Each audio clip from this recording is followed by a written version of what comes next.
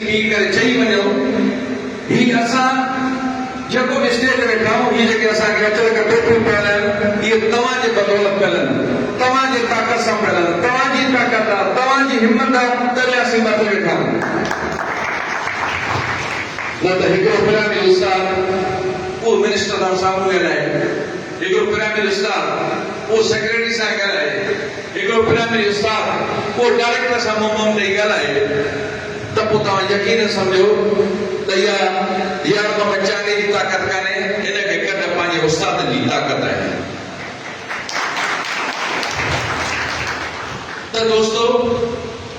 हिते असांजो अचण जो मक़सदु ऐं ज़िलनि में वर्कर कन्वेंशन करण जो मक़सदु इहो आहे त असां अवेयरनेस ॾियूं दोस्तनि खे तयारु कयूं उन्हनि खे नफ़नि ऐं नुक़साननि खां आगाह कयूं त असांजो नुक़सानु कहिड़ो थियणु वञे पियो असांजो बेनिफिट कहिड़ो रहियल आहे जेको असांखे ज़रूरी आहे अहम वठिणो आहे असांजो सर्विस स्ट्रक्चर हर डिपार्टमेंट में पंहिंजो स्ट्रक्चर आहे पर असांजे पिरामिड उस्ताद खे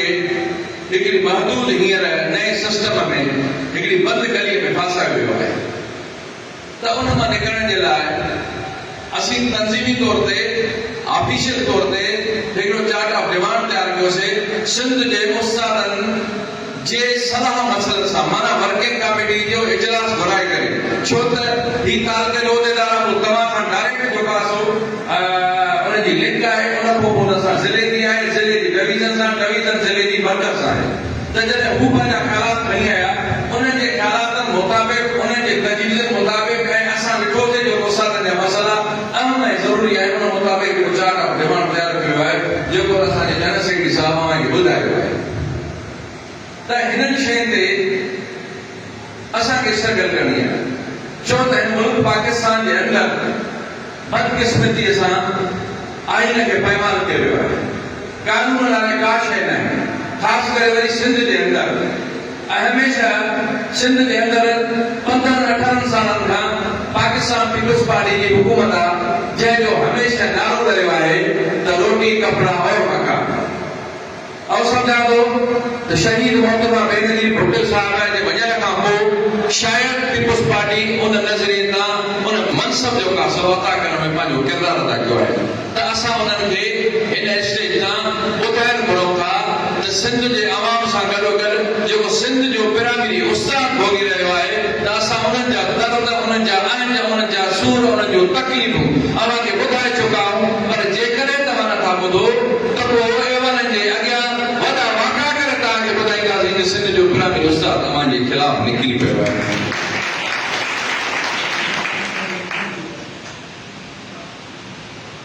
त दोस्तो असां ही पूरी सिंध में ही होमवर्क करे रहिया आहियूं ऐं इहो चार्ट ऑफ डिमांड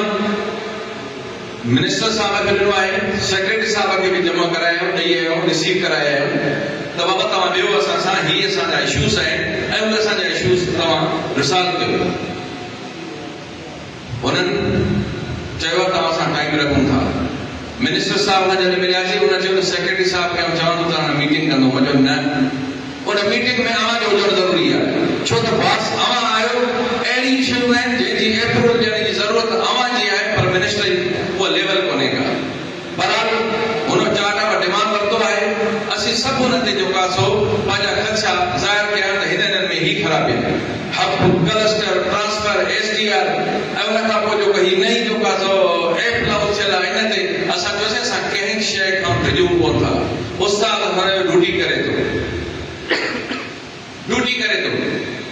छो त हुनजो सबूत इहो आहे त तव्हां असां ते बायोमेट्रिक लॉन्च कई मॉनिटर लॉन्च किया CMO लॉन्च किया जज साहब खे तव्हां पावर ॾिना पर असीं सभु उस्ताद ड्यूटी कंदा आहियूं ड्यूटी कंदा पिया ही अलॻि शइ आहे त तव्हांजे सिस्टम में ख़राबी आहे हिकिड़ो उस्ताद खुदि थी वियो आहे पोइ हुनखे बि तव्हां जेको आहे सो एक्शन था ॾेखारियो त माना सिधी ॻाल्हि आहे त उस्ताद ठीकु आहे तव्हांजो सिस्टम जेको आहे सो ग़लति आहे त अहिड़े तरीक़े सां जेकॾहिं तव्हां फेस वेरिफिकेशन वारो एप लॉन्च कयो आहे त तव्हां असांजे उस्तादनि खे ऐं उन स्कूल ताईं पहुचण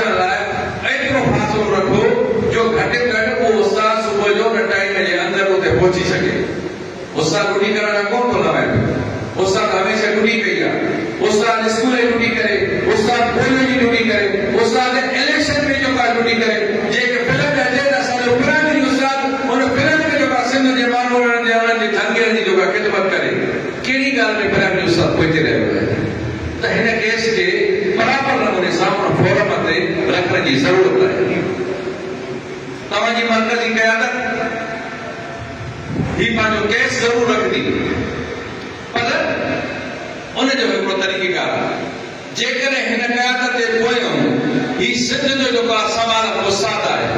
जेकॾहिं उहो 25% मुतहद ऐं मुनज़म थी करे बीहे ऐं सद खे लॻाए चले, ऐं सम्झा थो पुराणे उस्ताद जो को मसइलो अहिड़ो न आहे जेको तव्हांजो हल न थी सघे।